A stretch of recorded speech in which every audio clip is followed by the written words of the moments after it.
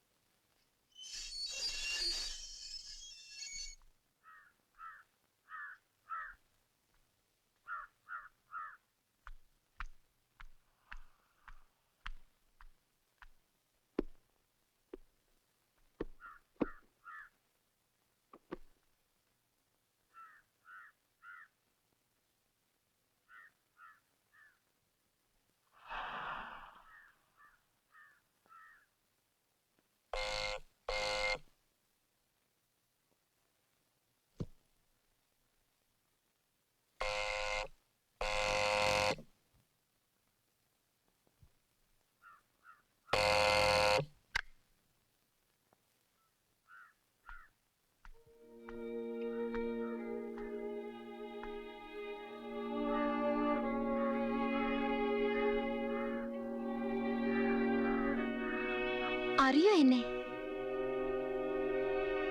കേളിയാ ഞാൻ. വല്യമ്മച്ചിയുടെ മരിച്ചുപോയ മോള് മണിക്കുട്ടിയില്ലേ, മണിക്കുട്ടിയുടെ മോള് കേളിയാ ഞാൻ.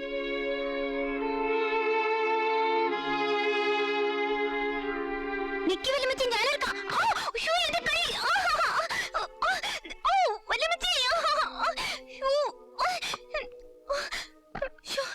വിരലിപ്പറ്റ നിലത്ത് വീണേനെ. ഡാഡി എപ്പോഴേ പറഞ്ഞതാ അങ്ങോട്ട് ചെന്ന വല്യമ്മച്ചി കണ്ട ഭാവം കാണിക്കില്ലെന്ന്.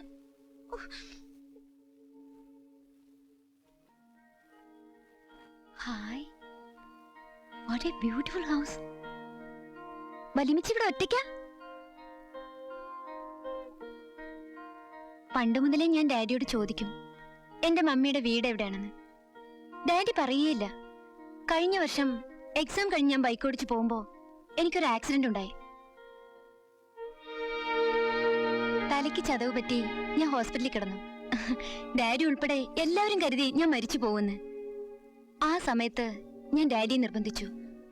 അപ്പോഴാണ് ഡാഡി പറയുന്നത് എന്റെ മമ്മിയുടെ വീട് കരാമല്ലൂരാണെന്നും അവിടെ എന്റെ വല്യമ്മച്ചി ഇപ്പോഴും ഉണ്ടെന്നൊക്കെ.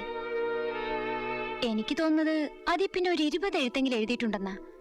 ഒന്നിനെങ്കിലും ഒരു മറുപടി എഴുതാമായിരുന്നില്ലേ? അയ്യോ, എന്റെ ബാഗുകളൊക്കെ പുറത്തിരിക്കുന്നു.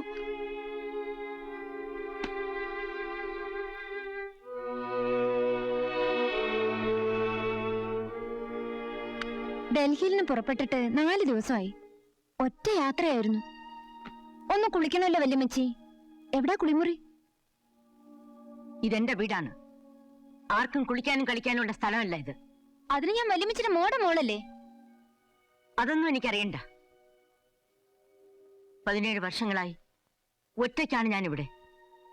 അതും ഇതും പറഞ്ഞ് ഇങ്ങോട്ടാരും കടന്നു വരികയും വേണ്ട. ആരെയും ഇവിടെ നിൽക്കാൻ ഞാൻ അനുവദിക്കുമില്ല. വേഗം പൊയ്ക്കോ പുറത്ത്. ഓഹോ, അതിനെ കുറിച്ചൊക്കെ നമുക്ക് ആലോചിക്കാം.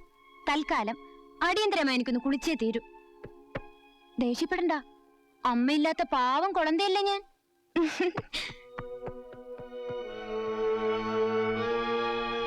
വല്യമ്മച്ചി, എന്റെ ബാഗുകളൊക്കെ ഒന്ന് നോയിക്കോണേ.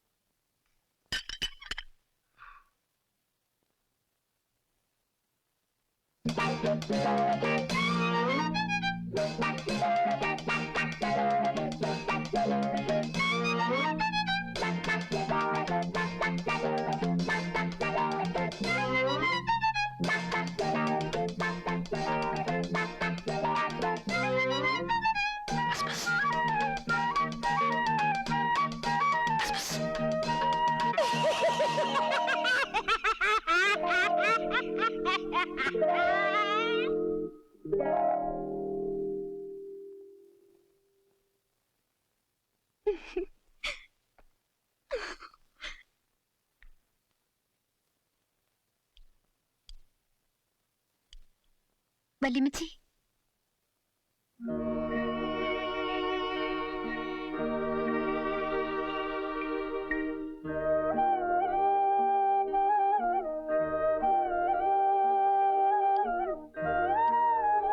ഡാഡി എപ്പോഴും പറയും എന്റെ മമ്മി തൊട്ടിലിൽ കിടക്കുന്നത് മുതൽ മരിക്കുന്നത് വരെ മഞ്ഞയിട്ട് കാണാനായിരുന്നു വല്യമ്മച്ചിക്ക് ആഗ്രഹമെന്ന്.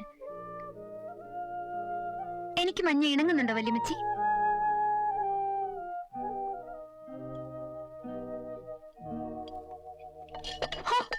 ഭക്ഷണം പോലും തരില്ല അല്ലേ? സാരമില്ല, 4 ദിവസം മുമ്പ് ഡൽഹിയിൽ നിന്ന് പുറപ്പെട്ടപ്പോ കരുതി വെച്ചിരുന്ന റൊട്ടിയുണ്ട്, നോക്കട്ടെ. വല്ലാത്ത നാറ്റം, വളിച്ചുപോയി.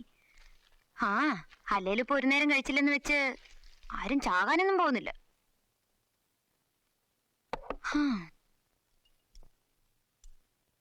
എന്റെ മമ്മിയുടെ വല്ല ഫോട്ടോയും ഇവിടെങ്ങാനുണ്ടോ? ഞാൻ ഇതുവരെ കണ്ടിട്ടില്ല. മമ്മിയെ കുറിച്ചൊക്കെയുള്ള ഓർമ്മ വരാതിരിക്കാൻ ഡാഡി എല്ലാം നശിപ്പിച്ചു കളഞ്ഞു. ഉണ്ടോ വല്യമ്മച്ചി? ഇവിടെ ആരുടെയും പടമൊന്നുമില്ല. എങ്ങനെയായിരുന്നു എന്റെ മമ്മിയെ കാണാൻ? വല്യമ്മച്ചിയെ പോലായിരുന്നോ അതോ എന്നെ പോലായിരുന്നോ?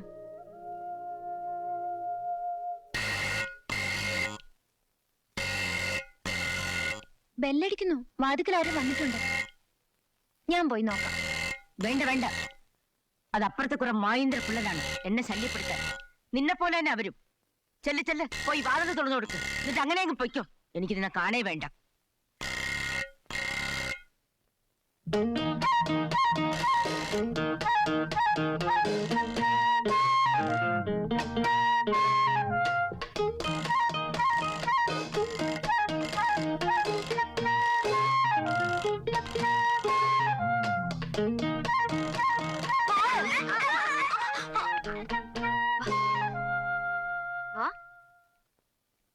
ദേണ്ട വല്യമ്മച്ചി, ആ മായിന്ദ്ര പിള്ളേര് 3 എണ്ണം ഉണ്ട്.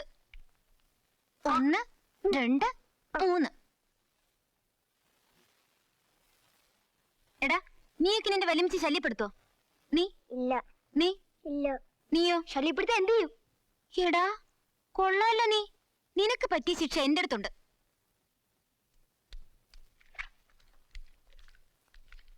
ഇന്ന് തിന്ന്.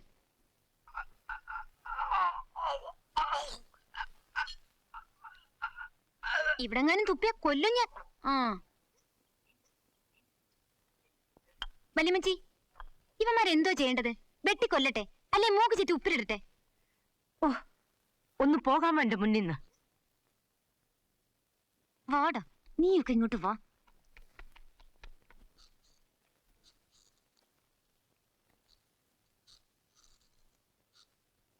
എടാ, നിങ്ങളെയൊക്കെ ഞാൻ ശരിയാക്കുന്നുണ്ട്. ദേ നോക്കി, വല്യമ്മച്ചി കൈമണി അടിക്കാൻ വേണ്ടി വെറുതെ പറഞ്ഞതാ. പെണ്ണുങ്ങണ്ടാട്ടോ. എവിടാ വീട്? അപ്പുറത്താ. ആ തടിയന്റെ വീട്ടിലോ? അല്ല, അതിന്റെ അപ്പുറത്ത്. ആരൊക്കെ എന്റെ വീട്ടിൽ? അപ്പച്ചൻ മാത്രമേ ഉള്ളൂ. അപ്പച്ചൻ മാത്രമേ ഉള്ളോ?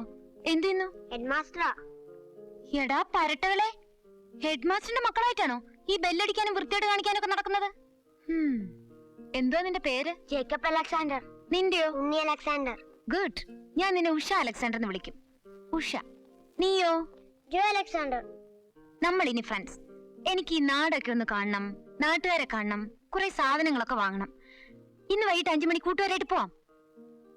വയറു നിറച്ച് ഐസ്ക്രീമും ചോക്ലേറ്റ് ഒക്കെ വാങ്ങിത്തരാം. വരുമോ? ദേഹോപദ്രവം ചെയ്തതിന് പകരമായി നിങ്ങൾക്ക് ഓരോ പ്രസന്റ് ഉണ്ട്. വരൂ. ഇത് നിനക്ക്, ഇത് ഉഷയ്ക്ക്. നീ ഇതെടുത്തോ. കളിക്കടാ.